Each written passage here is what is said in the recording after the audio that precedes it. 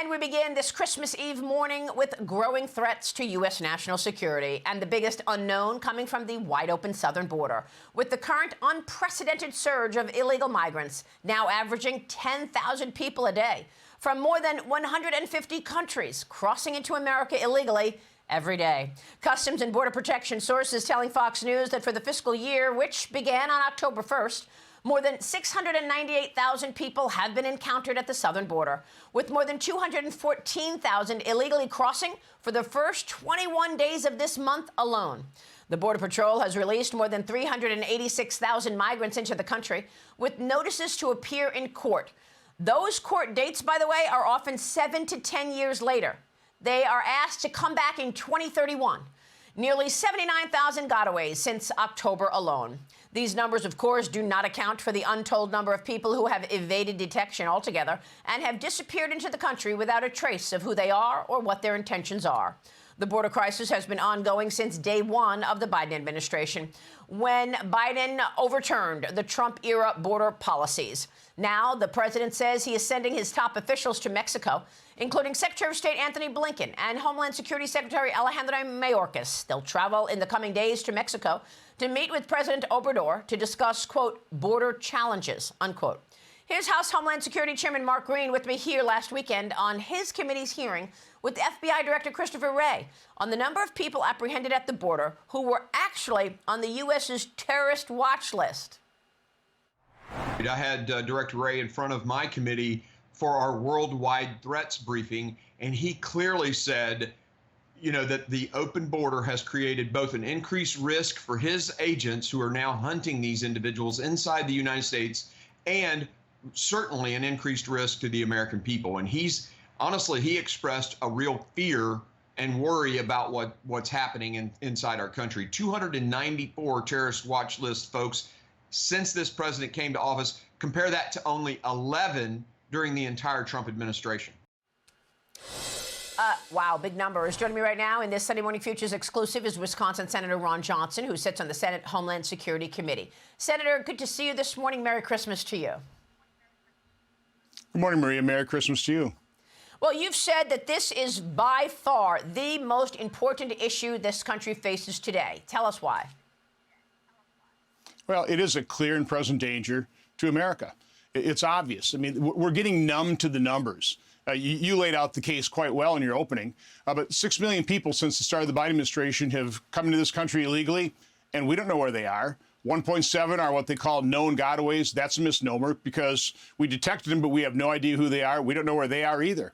And this is impacting people that in a largely unseen fashion.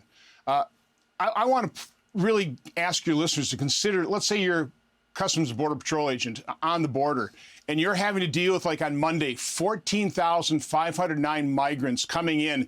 And that wasn't just a one-day occurrence. That's occurring day after day after day, 24/7. It never stops.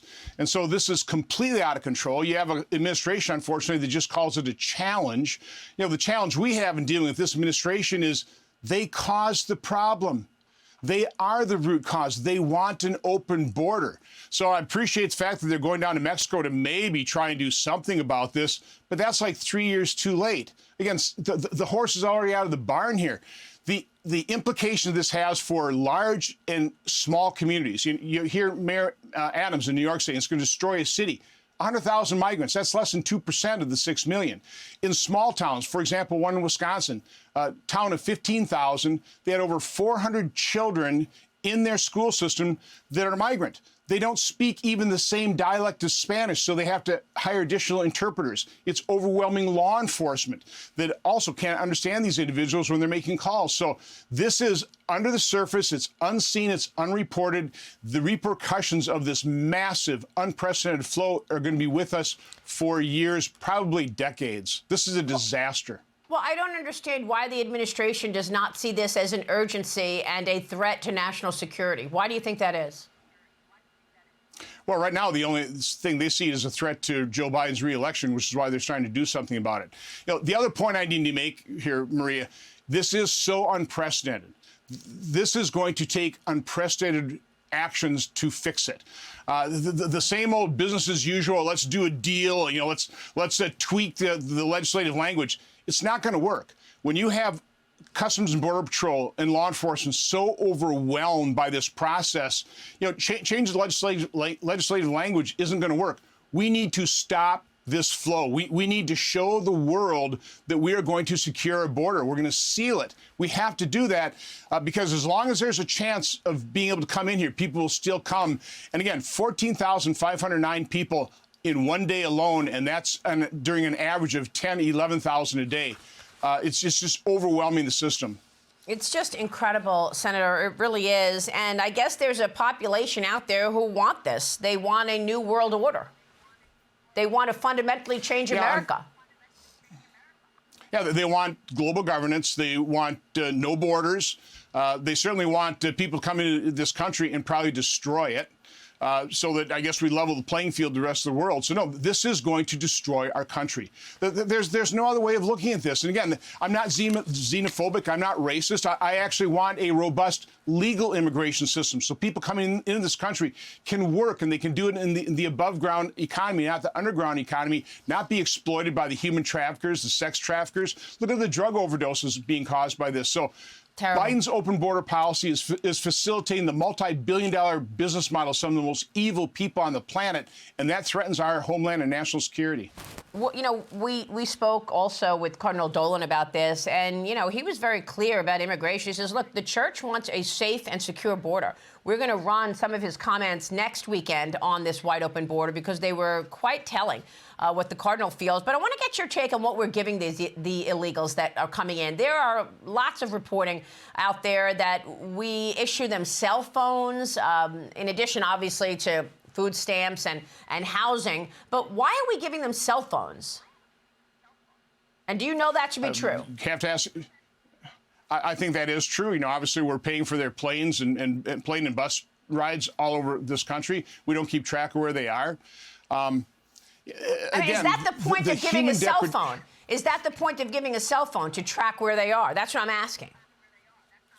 Why give them a cell phone? I doubt that. I think many of them already have cell phones, and that's one of the things that's increasing the flow here as well. Once again, in this country, and by the way, CBP's goal last time I was down at the border was to process and disperse in 8 hours. In other words, encounter them, process and disperse to all points of America. But once they have those cell phones, if they brought them in or they're given them, they start calling down to their family members, and just more and more people come, because that's reality. No matter what this administration says, that, oh, we've got control of the border, people know they don't. They know that if they get into America, they're going to be able to stay here because their court dates are 7, 8, 10 years out in the future. It's de facto amnesty. That's what the policy of this administration is. So how can Republicans do a deal with this administration and their Democrat allies in the Senate that want the open border, that caused this? That's a real conundrum. So is that why basically the Republicans left town and did not do a deal in terms of policy change at the border as a reason to send money to Ukraine? Where does that stand? I know when you all come back in January, we've got plenty of dates, deadlines. January 19th, the government runs out of money. February 2nd, government funding also runs out of money. March 8th, FAA authority. April 19th, FISA. April 30th, potential cut across the board, sequestra to discretionary spending. What's the priority when you guys come back? Well, you know, from a standpoint of Senate leadership on both sides of the aisle, they've gotten this habit, this well-honed process of jamming us at the end of the year, whether it's a massive omnibus spending bill. In this case, they want to do the supplemental and attach to it some modest immigration reform. And some of us said, we're not playing that game anymore. Speaker Johnson said, no, we're going to do a CR, it gets sent next year, so we're not jammed before Christmas. And a bunch of us just did not come back last week when Chuck Schumer wanted to work with Leader McConnell and pass a supplemental bill for Ukraine that had some kind of negotiated settlement on the border. It just wasn't going to work. So we said, no, we're not playing that game. And fortunately, we forestalled that. But yeah, we'll be facing that when we get back in January. So are these the issues that gets the GOP elected in 2024? Is it the border? Is it the ineptitude on economic policy? How do you change this situation? And how do you get different leadership in place in Washington? Well, I hope the American public is paying attention. The look at Democrat governance, the Biden administration, their game plan of open borders, 40-year high inflation, massive deficit spending, war on fossil fuel, the embarrassing and dangerous surrender in Afghanistan that emboldened people like Putin to invade Ukraine, emboldened the Ayatollahs and Hamas. So Democrat governance is a disaster for this country. I hope Americans have their eyes open to that fact. Unfortunately, we have a media that's a cheerleader for the Democrat and the liberal, the radical left agenda. So it's a real problem. Well, at the same time, you've got election interference underway. We're going to get into this with John Ratcliffe coming up. But the Colorado Supreme Court decision is out there in terms of removing Trump's name from the ballot. Final word there. Well, radical leftism has infiltrated every institution of this country, our courts, our education system, government agencies. It's a real problem. That's what needs to be rooted out, radical leftism. Are you going to do anything about it? You're going to stand up to Mitch McConnell on these issues? Well, I have been. I led the effort to make sure that we delayed the vote on any kind of supplemental and border security package so we get back in January. So we're doing what we can, but we need the public support.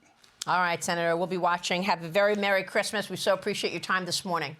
Hi, everyone. I'm Brian Kilmeade. I want you to do me a favor. I want you to click to subscribe to the Fox News YouTube page. This is the only way that I know for sure that you're not going to miss any great commentary, any great news bites, any great interviews coming your way on Fox. You can get it all here on YouTube. So subscribe right now.